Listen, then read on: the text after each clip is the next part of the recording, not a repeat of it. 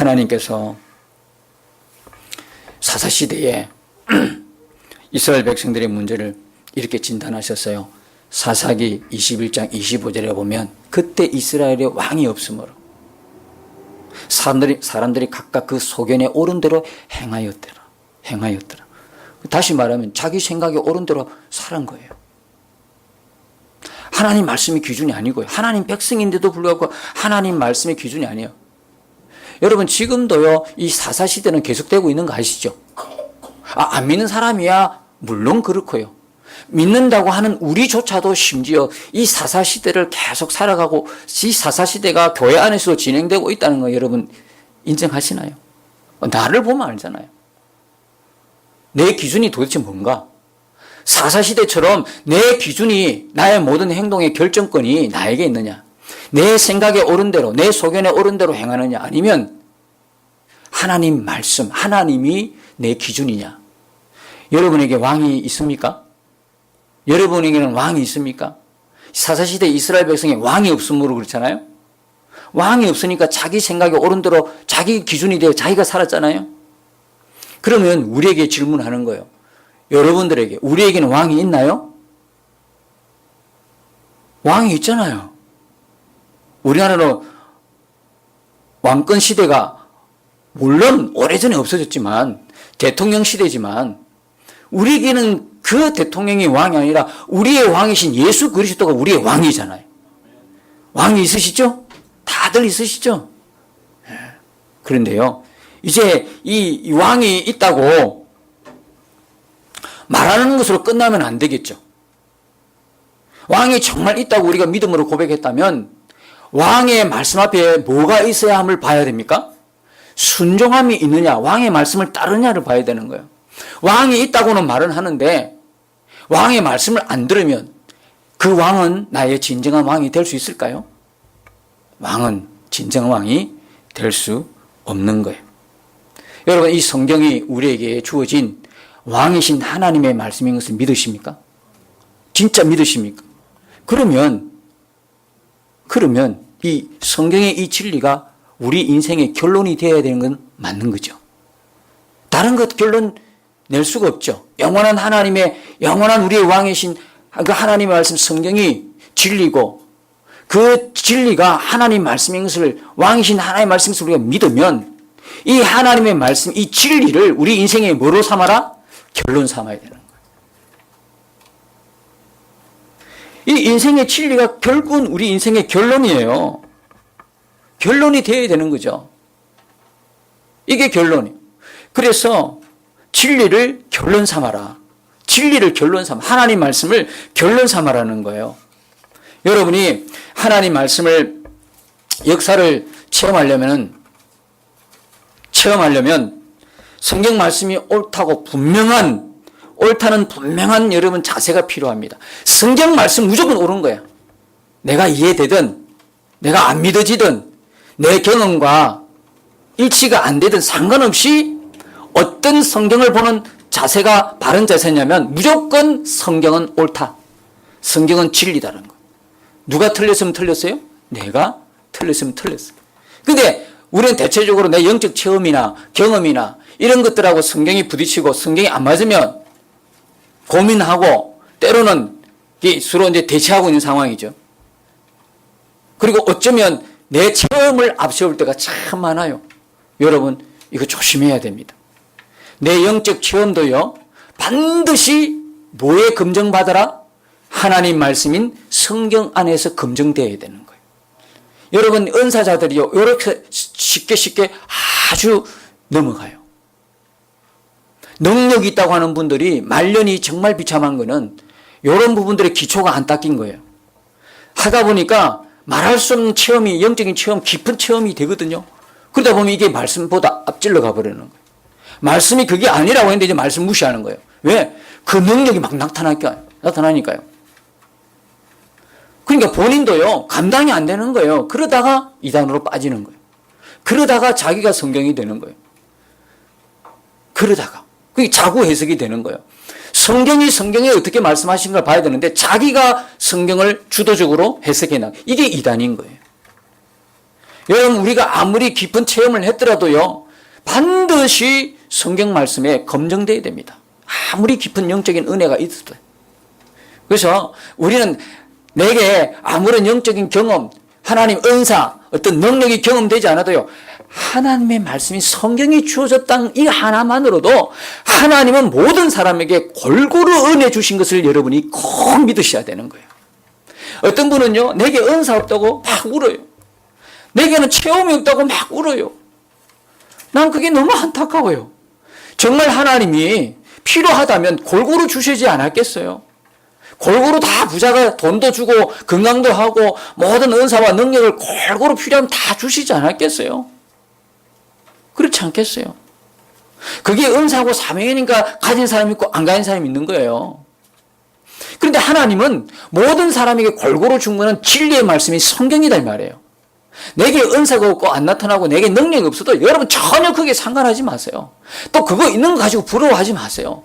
필요하면 하나님이 주실 거예요. 정말 나에게 필요하면 그걸 주시잖아요. 예? 그런데 내게 없다는 것은 내가 필요치 않다는 거야. 하나님 말씀으로 내가 그때부터 다 깨닫고 하나님 말씀의 귀한 걸 알 때부터요, 사실은 제게도요, 어떤 은사와 능력이 아니라 하나님 말씀이 그냥 확 와닿으니까 하나님 말씀 하나로 충분하더라고. 아니, 하나님 말씀 하나로 충분한데 뭘 어디서 더 찾겠어요? 저는 여러분들도 저와 같은 이런 은혜가 함께 공유했으면 참 좋겠다는 생각을 해봐요. 더 이상 필요치 않아요.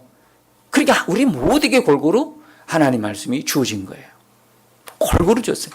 여러분에게 아무것도 없어도 괜찮아요. 하나님 말씀이 여러분에게 있다는 것 하나만으로도 충분한 거예요. 만족하고 감사하시기를 축복합니다.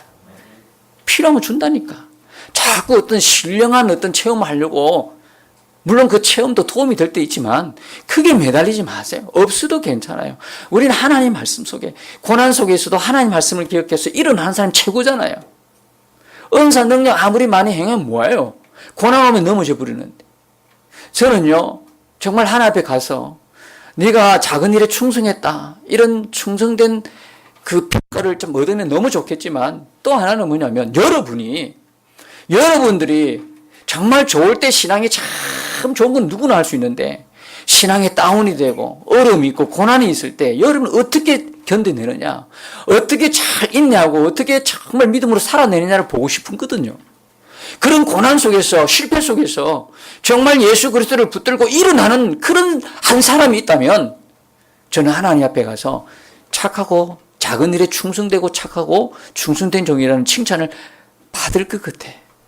한 사람만 그렇게 세우고 가더라도, 한 사람의 주님을 따르는 자만 세워가도 나는 더 이상 소원이 없을 것 같아. 그런데요, 저는 여러분 보니까 한 사람이 아니고 여러 사람들 것 같으니까 감사해요. 기뻐요. 하나님 말씀은요, 왕이신 이 세상에 하나님이 살아계심을 분명하게 우리가 볼 수 있고 증명해 볼 수 있는 놀라운 은혜로 주어진 게 하나님 말씀이 성경이에요. 이게 우리 곁에 있다는 게 얼마나 진짜 축복이에요. 내하고 이해가 안 되더라도, 그렇죠? 이 하나님 말씀을 그대로 기대하고 믿고 성령님께 기도하는 거예요. 성령님, 믿어지게 해주세요. 이게 내 삶에 그대로 실제되도록 누리도록, 실제가 되어 누리도록 해주세요. 기도하면요, 이 말씀이 이전에는 이해가 안 되고 누려보지도 못했는데, 그렇게 기대하면서 끝까지 믿음으로 여러분들이 성령님을 의지하게 되면 반드시 이 말씀의 실제를 여러분들도 경험하게 하실 거예요. 그게 성령님이 하시는 일이에요.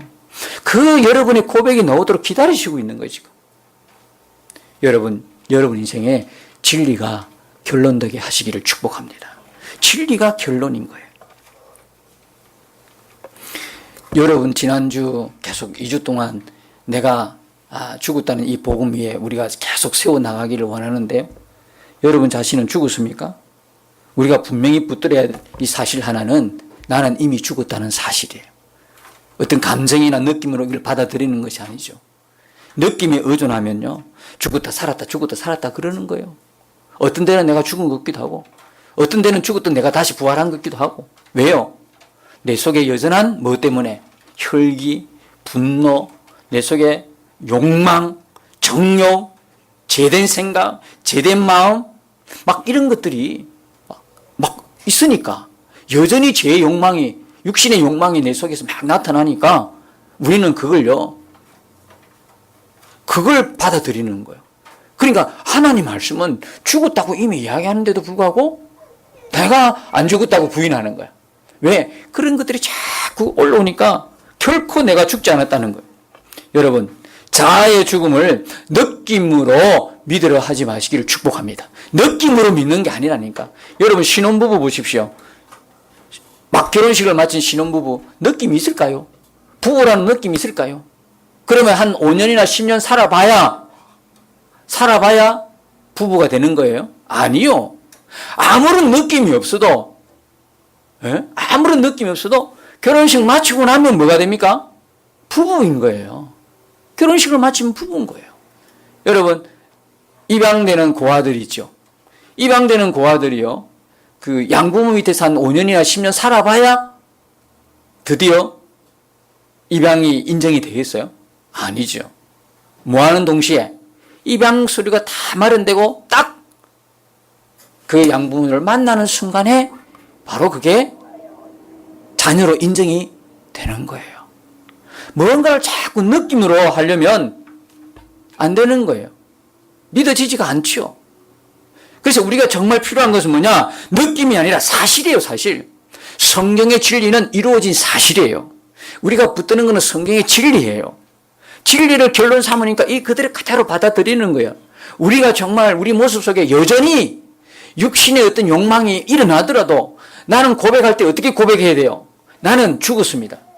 나는 이미 십자가에 예수님과 함께 죽었습니다. 아멘입니까? 십자가에 예수님과 죽었습니다. 방금 싸우고 왔더라도.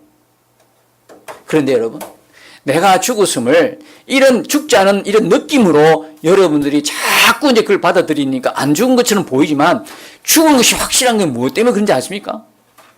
여러분들이 자신이 죽었다, 여러분이 자아가 죽었다, 옛사람은 죽었다는 건 이미 뭐에서 결정나냐면 여러분 모습 속에서 납니다. 여기 이렇게 앉아있는 사람들 모습을 보면 여러분은 죽었어요. 그리고 여러분들이 죄를 지으면서도요, 이게 더 이상 즐거운 것이 아니라 옛날에는 쾌락으로 즐거움으로 그냥 고의적으로 그냥 그것을 버릴 마음 없이 막 따라갔잖아요. 그럴 수밖에 없는 게 죄에 무슨 노릇했기 때문에, 종노릇했기 때문에. 죄를 거부할 수 있는 게 안 돼. 여러분 스스로 죄의 지배하에 있는 사람들은 의지가 없어요. 그 죄를 아주 고통스러워하고 다시는 죄를 짓지 말아야 되겠다 이런 생각조차가 없어요. 더 심각한 것은 죄를 짓고도 그게 심각한 줄을 모른다니까. 그게 뭐냐면 죄의 지배하에 있던 옛사람 우리였단 말이에요. 근데 지금 여러분 그러나요? 지금 여러분은 그렇지 않아요. 이게 분명히 분별이 되는 거예요. 이제는 이게 해야 될 것이다, 안 해야 될 것이다, 이게 분명히 분별이 되는 거예요. 그리고 이 일들이 만일에 실수나 어떤 일이든 간에 했다 그러면 여러분 마음에 뭐가 있어요? 고통이 일어나는 거예요. 이거는요, 죄의 지배하에 있던 옛사람으로는 도무지 가질 수 없는 거예요. 여러분이 확실히 죽었다는 증거가 바로 이런 거예요. 죄를 짓게 되면 마음이 무거운 거예요. 고통스러운, 고통이 오는 거예요. 그리고 다시는 그 일을 반복하지 말아야 되겠다고 하는 결단이 일어나는. 또 그랬다가도 또 넘어져도요, 또 뭐가 있습니까? 하나님 앞에 정말 회개하는 마음으로 나가잖아요. 이런 마음이 고통스럽다. 이게 뭐냐면 죄에 죽기 때문에 생기는 마음인 거예요. 아예 죽지 않으면 이런 마음도 일어날 수가 없는 거예요. 근데 이 죄를요, 우리가 노력해서 이기는 겁니까? 죄는 노력해서 이기는 게 아니죠. 제가 금식하고 철회한다고 여러분 이기집니까? 그래요. 저도 예전에 그랬어요. 죄를 한번 이겨보려고요. 아무것도 모를 때는 죄를 한번 이겨보려고 3일 금식하면서, 그죠? 밥 먹듯이 금식하고 또 철회하면서 몸부림치면서 갈기갈기 몸을 찢을 듯이 몸을 쳐가면서, 바울이 자기 몸을 쳐서 복종시켰다 해가지고 나도 몸을 치면서 몸을 막 멍들게 치면서 해도 안 되더라고. 왜냐하면 그 3일 동안은 되는 것 같아. 와, 완전히 산신령 된 것 같아. 아주 거룩한 모습이야. 근데 그 산을 딱 내려오면 어떻게 돼요? 내려오자마자 문에서 기다리고 있는 죄가 덥석 무릎 꿇어요. 내려오자마자 화낼 일이 생기고 내려오자마자 싸울 일이 생겨요. 그러면 3일 동안에 모든 게 공수표야. 그냥 한순간에 사라지는 거예요. 물거품처럼. 이게 뭐야? 그래서 항상 낙심하는 거예요. 안 되는 거예요. 우리 노력으로는 안 되기 때문에 어떻게 해요? 주님이 우리를 죄에 대해서 죽게 하신 거예요. 죄에 대해서 노력으로, 인간 노력으로 죄에 대해서 어떤 방법으로 안 되니까. 왜요? 죄의 종로로 하고 있던 우리가 어떻게 죄부터 해방되고 어떻게 죄를 거부할 수 있어요? 전혀 하지 못한 존재예요. 예. 그러니까 하나님이 해주셔야 된다니까. 하나님이 해주신 게 뭐냐면 예수 그리스도가 십자가에 못 박을 때 우리의 옛사람도 같이 못 박는 거였어요. 예수님 함께 죽었다 이 말. 그렇게 해주셨다. 하나님이 행해주신 거다. 하나님이 행해주셨다면 우리는 그냥 아멘 믿는 거죠. 내가 그것이 실제적으로 누려지지 않고 경험되어지지 않고 이해가 안 되어도 왕의 말씀인 하나님의 성경이 그렇다고 그러면 나는 뭐 해야 돼요? 아멘. 안 믿어지면 성령님 이 부분이 정말 경험되어지지 않고 안 믿어져요. 믿게 해주세요. 그러면 성령님이 역사하는 거예요. 성령님은 괜히 우리 안에 와 계실까요? 이 바쁜 시간에 성령님 우리 안에 왜 계셨겠어요? 그런 일들을 도와주시는, 그런 일들을 하게 하시는 거죠. 하나님 말씀이 우리에게 주어졌다 그러면 못 사는 말씀을 우리에게 주셨을까요? 못 사는데 너희들 한번 어려움 한번 당해봐라. 있다고 던져놨어요. 성경 66권 던지면서 이대로 사나 이제 못 사나 하나님이 우리를 이렇게 조사하고 보기 위해서 주셨나요? 하나님 말씀이 우리에게 주어졌다는 이야기는 다시 말하면 하나님 말씀대로 살아낼 수 있게 하신 것과 똑같은 거거든요. 하나님 말씀이 내게 주셨다는 것은 견본으로 그냥 폼으로 준 거 아니잖아요.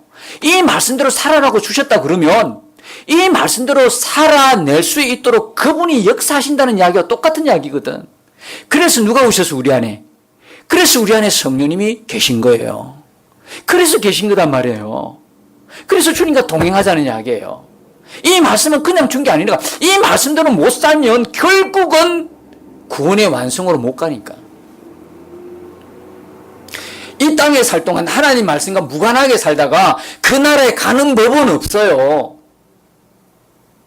하나님의 자녀라고 하는데 이 말씀하고 전혀 다르게 살면서 하나님의 자녀라고 그건 자신만의 확신이죠. 자신만의 구원의 기쁨이죠. 그게 어떻게 하나님 주신 거예요. 우리 모든 구원의 간격과 모든 구원의 기쁨 역시 성경 안에 있어야 되잖아요. 성경으로 검증되어야 되는 거 아니겠어요. 우리가 믿음이 좋다고 서로가 믿음 좋으십니다 집사님 하면 무슨 소용이 있어요. 100만 명이 200만 명이 내게 믿음 좋다 해봐 아무 소용이 없어요. 그 믿음은 말씀에 검증되어야 되는 거거든요. 이 말씀에 있는 믿음이거든요. 이 말씀에 있는 믿음이 아니면 그건 내가 가지고 있는 신념에 불과한 거예요. 마지막 날에 가서 더 이상 돌이킬 수 없는 그때가 오면 누구를 원망하겠어요? 지금 들을 때 여러분들이 조금 쓴 거라도 약이 쓰다는 걸 여러분이 기억하시고 이 하나님 말씀 그대로를 여러분이 받으셔야 되지 않을까요?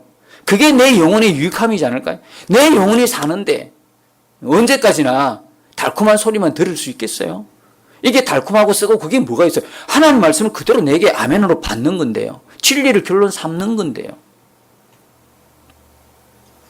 그래서 이 진리를 결론 삼게 되면 내가 그렇게 나로서는 못 살지만 성령이 내 안에서 그렇게 살아가도록 하시는 거예요. 역시나 십자가에 죽는 것도 내가 못하는 일이잖아요. 어떻게 제 종로로 타는 내가 어떻게 나를 십자가에 끌어당기면서 무엇을 받겠어? 절대 못하죠. 하나님이 우리에게 행해 주신 거예요. 하나님이 행해 주신 것. 못 박았다. 그럼 하나님이 그렇게 해 주셨다면 우리는 그대로 아멘. 로마서 6장 11절을 그처럼 이와 같이 너희도 너희 자신을 죄에 대하여는 죽은 자요 그리스도 예수 안에서 하나님에 대하여는 살아있는 자로 뭐하라? 여길지어다. 믿음으로 받아들이라. 아멘 하라는 이야기예요. 우리는 진리 있는 사실 그대로를 아멘 하는 거예요. 우리가 필요한 것은 느낌이 아니라 사실이에요. 성경의 진리 그대로 그것을 아멘 받는 거예요. 우리가 살아가면서 육신의 어떤 욕망이 막 올라올 때 그때도 나는 뭐라고 고백합니까? 죽었습니다. 그대로 받아들이고 내가 이미 죽었으니까. 죽었으니까 죄에 대해서 그렇게 반응하는 거예요. 죄에 대해 고통하는 거죠. 죽었으니까. 여러분 이 진리를 결론 삼은 아주 결론 삼고 자기 것으로 만든 분이 계세요. 그게 누구냐면 사도 바울이었어요. 여러분 여기 보면 6장의 3절과 6절 사이에 보면 우리가 계속 우리가 나와요. 그죠? 우리가 얼마나 많이 나온 자예요? 이 우리가 이야기한 거는요. 뭐예요? 성경 진리라는 이야기예요. 그런데 갈라디아서 유명한 2장 20절에 가면 이 우리가가 뭐로 바뀌어요? 내가로 바뀌어요. 그죠? 내가로 바뀌어요. 내가 여러분 갈라디아서 2장 20절 암송할 수 있나요? 내가 그리스도 예수와 함께 십자가에 못 박혔나니 그런즉 이제는 내가 산 것이 아니요 오직 내 안에 누가 산 것이라? 그분이 산 것이다. 내가 바뀌었죠. 우리가에서 내가로 바뀌었어요. 이 로마서 6장에 나오는 내가라는 것은 성경의 진리예요. 성경의 복음 진리 말씀이고 이 내가라는 것은 이 진리를 내게 적용시켜서 내 개인의 신앙 고백인 거예요. 내가 그리스도 예수와 함께 십자가 못 박혔나니 그런즉 이제는 내가 산 것이 아니요 오직 내 안에 그리스도께서 사신 것이라. 내가로 바뀐 거예요. 내가로. 그래서 육신의 욕망이 막 일어날 때 여러분 빨리 내가로 바꿔야 되는 거예요. 나는 죽었다는 거예요. 그렇죠? 화낼 일이 생겼어요. 분노할 일이 생겼어요. 그럼 뭐예요? 나는 죽었습니다. 여러분 요즘 그 교회 세습 문제로 막 그냥 세간에 이슈가 됐죠. 제가 볼 때는 너무 안타까운 거예요. 세습을 하려고 하는 사람이나 세습을 저지하려고 하는 사람이나 왜 제가 안타까울까요? 그들의 모습 속에서 다 자아가 죽었다는 모습을 보기를 원하는데 자아가 죽은 모습은 없어요. 여러분 자아가 죽지 않은 사람의 특징이 뭔지 아십니까? 자기 생각이 옳다는 거예요. 다른 사람이 아니라 자기 생각만 옳다는 거예요. 이게 싸움이 많이 일어나요. 교회 안에서 싸움 나고 분쟁 나고 갈라서는 건요. 다 이런 거예요. 자기 생각대로. 여러분 교회에서요 싸우는 이유는요. 교회가 잘 되려고 싸우지 교회 안 된다고 싸우는 법은 없어요. 다 교회가 잘 되려고 하죠. 그런데 문제는 뭐예요? 교회가 잘 되는 건 자기 생각대로만 해야 잘 된다는 고집이에요. 이 고집은 하나님도 못 꺾어요. 자기 생각대로만 해야 교회가 잘 된다는 거야. 그런데 교회에서 대충 보면 문제를 일으키고 있는 사람이 열심히 있는 사람이에요. 근데 이 열심히 있는 사람은요, 자기 생각대로 꼭 고집하는 사람이에요. 자아가 죽지 않아요. 자아가 죽지 않은 사람이 열심히 내면 낼수록 교회는 어려워져요. 그런 사람은 좀 잠잠히 있으면 되는데 꼭 그런 사람은 열심히 해요. 열심히, 물론 그들의 소유, 그들의 시간, 그들의 재능으로 많은 시간 동안 오랫동안 교회를 위해서 정말 수고한 건 알아요. 그 일로 인해서 교회가 교회다운 이런 모습으로 자꾸 세워진 건 감사한데, 그러나 여전히 자아가 죽지 않는 그 모습으로 열심을 냈다가는 오히려 그 열심이 뭐가 돼요? 시험거리가 되는 게 참 많아요. 세습을 지키려고 하는 사람이나 세습을 저지하려고 하는 사람이나 전부 다 자기 생각대로 해야 돼. 자기가 옳은 대로 지금 가고 있는 거예요. 그래서 안타깝다는 거예요. 내가 세습을 찬성하는 쪽도 반대하는 쪽도 아니에요, 나는. 그러니까 이 세습에 대해서 하나님의 뜻이 뭔가를 정확하게 알아야 돼요. 여러분 보십시오. 작은 교회에서 세습한다면 문제가 돼야 안 돼요. 아이고 박수 칠 거예요. 박수. 아이고 고난의 십자가를 지고 가시네 하고 막 그냥 화환도 보내주고 막 그럴 거예요. 아니면 막 헌금도 보내주고 그럴 거예요. 어떻게 이렇게 막 그럴 거예요. 문제는 뭐예요? 그만한 어마어마한 기득권이 보장이 되고 그러다 보니까 그게 문제가 생기는 거예요. 그것만 쏙 빼보세요. 그러면 크든 작든 뭐가 문제가 되겠어요? 그러니까 전부 다 자아가 죽지 않은 상태에서 자기 생각이 옳은 대로 해야 교회가 잘 된다고 하니까 이게 문제란 말이에요. 이게 그런 모습 보면 정말 안타까운 거예요.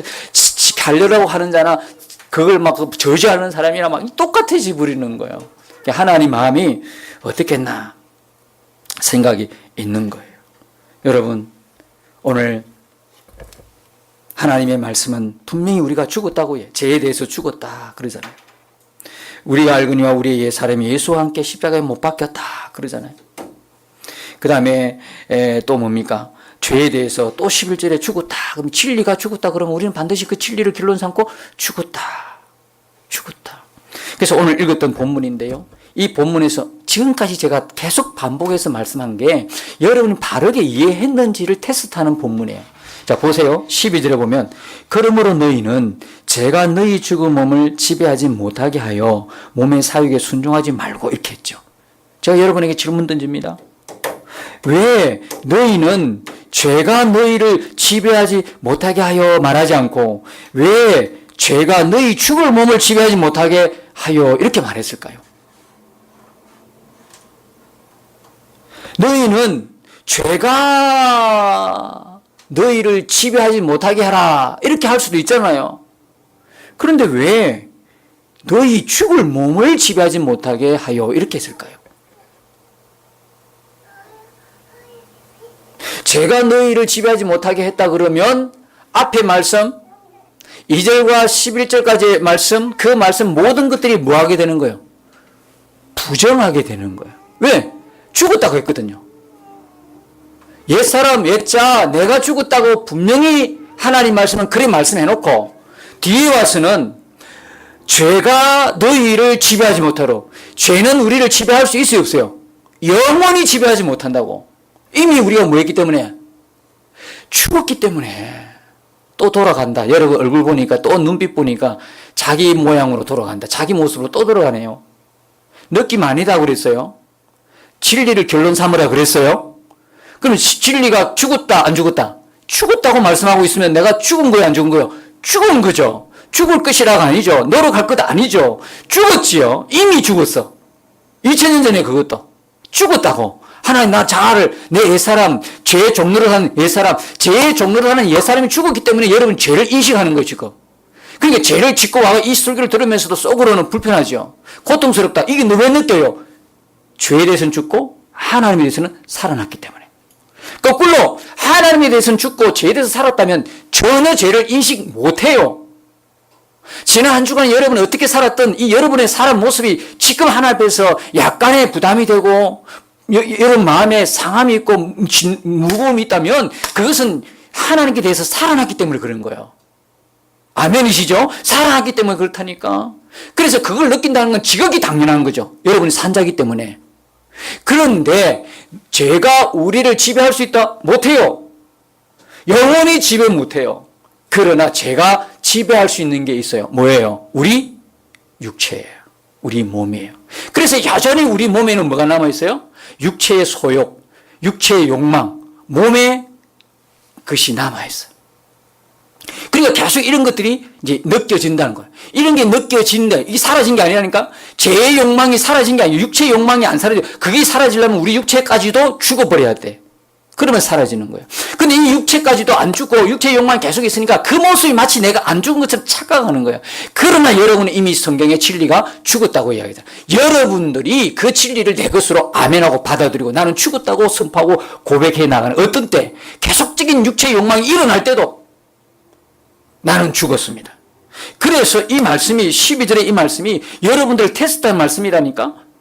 너희를 죄가 지배하지 못하게 하라 이래 보면 앞에 말을 다 부정하는 기 때문에 사도 바울은 뭐냐면 너희 죽을 몸을 지배하지 못하게 하라. 뭐가? 죄가. 이해가시겠습니까? 또 13절 한 절에 또 테스트합니다. 또한 너희 지체를 불의의 무기로 죄에게 내주지 말고.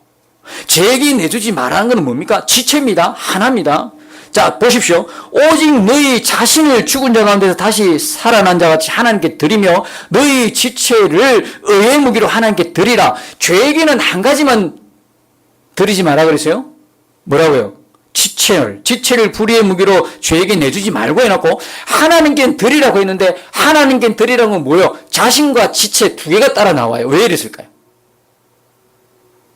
왜 죄에게는 너를 불의의 무기로 죄에게 내주지 마라 이렇게 말하지 않고 너희 지체를 불의의 무기로 죄에게 내주지 말라 그랬을까요?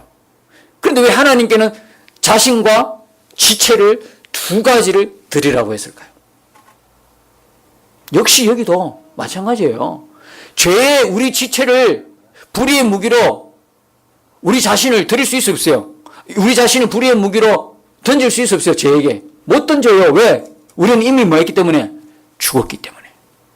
우리가 죽었기 때문에 우리 육체에 있는 지체, 이 지체는 우리는 죽었지만 이 육체는 죄가 계속해서 역사한다고 그랬죠. 그러니까 지체를 이야기한 거예요. 그러니까 또한 너희 지체를 불의의 무기로 죄에게 내주지 말고, 우리는 우리 자신이 죽었기 때문에, 죄에 대해서 죽었기 때문에 하나님께 살아났기 때문에 이제는 하나님의 자녀로서, 우리 안에 거룩한 하나님의 성령에 계신 성령의 전으로서, 하나님의 전으로서 이제는 뭡니까? 우리 몸까지도, 우리 지체까지도, 손과 발과 모든 의지와 생각과 마음까지도 누구에게 바쳐야 돼요? 하나님께 드려야 되지, 죄에게 드리면 안 된다는 이야기예요. 더 나아가서 이게 새 생명 안에 사는 거거든요. 이 새 생명 누리는 거거든요. 이 진리를 모르니까 다 하나님이 행해 주셨는데도 못 누리고 계속 죄 속에 빠져서 못 나오는 거예요. 자유를 누리지 못하는 거예요. 그런데 왜 하나님께는 자신과 지체를 드리라고 해요? 당연히죠. 우리는 하나님께 살아났어요. 죄에 대해서 죽고 하나님께 살아났기 때문에 우리 자신을 하나님께 드리는 거예요. 순서를 보세요. 우리 자신을 드리고 지체를 드리라. 우리의 몸까지도, 이 죄의 몸, 죽을 몸까지도 죄에게 주지 않고, 그죠? 이 몸도 하나님께 영광을 돌려드리는 사람이 되는 거예요. 이 몸이 얼마나 귀한지 아십니까? 이 몸으로 행한 이 일들이, 우리 땅에서 몸으로 행한 이 일들이 결국은 내 믿음 안에 있는, 내 속에 있는 이 믿음을 증명해 주는 거예요.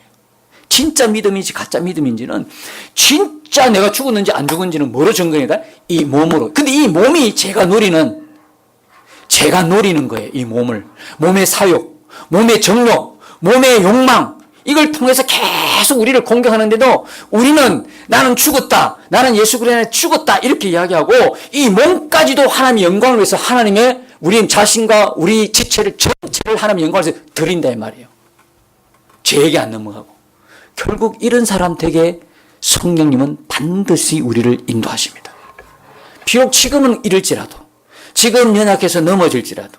그러니까 12절 13절에서 다음 주에 계속해서 말씀드릴 텐데, 12, 13절에서 이 이야기를 다 들으면 여러분 지금 어떤 생각이 들어요? 실망이 되죠. 나 이렇게 못 사는데. 우리를 의의 무기로 하나님께 드리라고 했는데 내 사는 모습을 내가 알거든요. 내가 오늘도 이 한 주간도 그렇게 못 살았어. 의의 무기가 아니라 불의의 무기로 산 거야. 나는 진짜 안 되나 봐. 실망스럽네. 나 진짜 믿음이 없는 사람이야. 나 구원 못 받은 사람이야. 나 어떻게 이렇게 실망할까 싶어서 14절에 보면 제가 너희를 주장하지 못하리니 이는 너희가 법 아래 있지 아니하고 은혜 아래 있음이니라. 제가 너희를 주관하지 못한다. 야, 너 낙심하지 마라. 네가 죄를 범했더라도, 비록 실수해서 범했더라도 제가 너를 주관하지 못해. 너를 주장하지 못해. 힘내. 다시 해보자. 다시 일어나서 해보자. 이게 얼마나 기가 막힌 균형을 맞추고 있어요. 사도 바울의 이 서신서를 보면요, 기가 막힌 균형을 잡아줘요. 5장 20절에 보면 은혜가, 죄가 더한 곳에 은혜가 더욱 넘쳤나니 이렇게 말씀하니까 어떤 사람이 율법 폐론자가 그래? 그러면 이제는 아무렇게 살아도 괜찮네. 죄가 더한 곳에 은혜가 넘치, 그런 뜻이 아닌데도 죄가 넘친 곳에 은혜가 넘치도 아무렇게 살아도 행위로는 아니네. 은혜만 받으면 되네. 이래 생각할 줄 알고 균형을 또 잡아줘요. 뭐라고요? 바로 1절에 보면 그런즉 우리가 무슨 말을 하리요? 은혜를 더하게 하려고 죄에 거하겠느냐? 그럴 수 없다. 딱 균형을 잡아주잖아요. 그런데 12, 13절에 이렇게 이야기하니까 몸의 사욕에 순종하지 말고 우리를 의의 무기로 드리라니까 자기 모습을 보니까 아니거든. 지금까지도 내가 죄 속에 살았어. 마음이 무거운 채로. 나는 안 되나 봐. 나는 도대체 하나님 자녀냐 안 자녀냐 이렇게 막 신분까지도 의심하게 됐어. 그럴 줄 알고 사도 바울이 14절에 제가 너희를 주장하지 못하리니 그래도 네가 오늘 실수해서 죄를 범해도 너 다시 일어나자. 다시는 제가 너를 노예 삼지 않고 너를 주관하지 못하니까 다시 해보자. 다시 해보자. 왜요? 왜 다시 해야 돼요? 우리는 법 아래 있지 않고 뭐 아래 있다? 은혜 아래 있기 때문에. 법 아래에 있다는 이야기는, 법 아래에 있다는 이야기는 율법으로 하나님 우리를 보신다는 이야기거든요.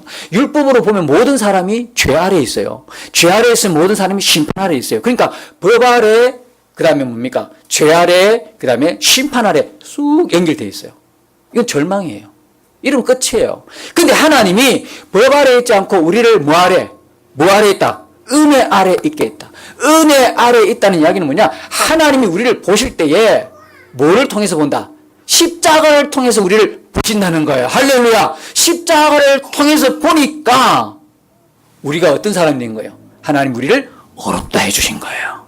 이 은혜 아래에 있기 때문에, 예수 그리스도의 십자가의 은혜 아래에 있는 사람들이기 때문에 이제는 다시 죄와 사망의 법에 매여 있지 않고 해방된 생명의 성령의 법에서 다시는 우리를 정죄하지 못하고, 로마서 8장 1절, 그리스도 예수 안에 있는 결코 정죄함이 없나니 이제는 죄가 우리를 주관하지 못하는 사람이 된 거예요. 될 것이다 하니까 된 거예요. 이미 여러분이 이 진리를 다 여러분이 결론 삼으시기를 축복합니다. 이제 이 결론을 붙드세요.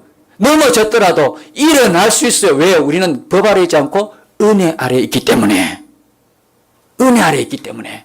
그래서 여러분, 결론은 그겁니다. 누가 뭐라 그래도, 내 형편과 사정이 뭐라 그래도, 내 입장이 뭐라 그래도, 세상이 뭐라 그래도 우리는 오직 하나님의 말씀, 왕의 말씀, 그 진리의 말씀을 결론 삼는 자예요. 그렇다면 이 말씀을 아멘, 내가 믿어지든 안 믿어지든, 내가 이해가 되든 안 되든, 내가 경험을 했든 안 했든 상관없이 이 말씀이 결국 내 인생을 결정하는 것이고, 이 말씀을 결론 삼고 이 말씀대로 살아가는 게 결국 구원이고, 그렇게 살아가도록 우리 안에 주님이 계신다는 사실 앞에 더욱 분명한 눈을 뜨고 주님과의 동행을 분명한 실제 삼아서 나아갈 때 이 말씀의 실제를 누리게 될 줄로 믿습니다. 여러분, 하나님 말씀 진리를 결론 삼으십시다. 아멘이십니까? 예, 다시 일어나는 위로와 소망의 메시지. 다시는 죄가 너희를 주관하지 못하리니 너희는 법 아래에 있지 않고 은혜 아래에 있습니다. 이 한 주간도 여러분, 우리가 은혜 아래에 있다는 이 놀라운 은혜, 축복 가운데 주님과 함께 동행하는 기쁨으로 살아가시는 한 주간 되시기를 예수님 이름으로 축원합니다.